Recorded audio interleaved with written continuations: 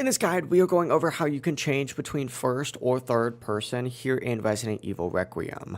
This choice completely changes your horror experience, and you can change it multiple times throughout your playthrough. But before we get into this guide, make sure to like the video and subscribe to the channel with all notifications on. It really does help the channel and lets us know that you want more content like this. We'd greatly appreciate it. And if at any point throughout this guide you did have any questions, just ask them down in the comment section below and we can help you out further. I'm going to be doing my best to reply to every single comment down there. Now, Grace defaults to first person, giving you that intense, like Resident Evil 7 style survival horror feel. The narrow field of view makes every corner terrifying, and scavenging a lot more stressful, as well as cutscenes flow naturally without awkward camera switches. It also keeps chase sequences feeling tight and immersive.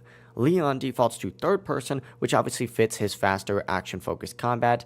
The wider field of view, of course, helps you track multiple enemies, spot loot around the corners, and, land precise hatchet parries with better awareness.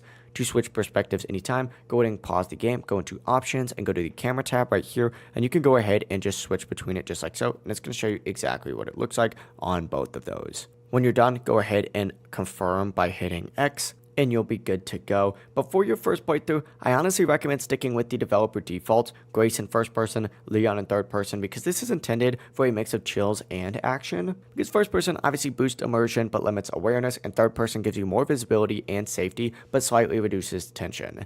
If this guide did help you out, make sure to like the video and subscribe to the channel with all notifications on. It really does help the channel and lets us know that you want more content like this. We'd greatly appreciate it. If at any point throughout this guide you did have any questions, just ask them down in the comment section below and we can help you out further. Have a great rest of your day though. Peace.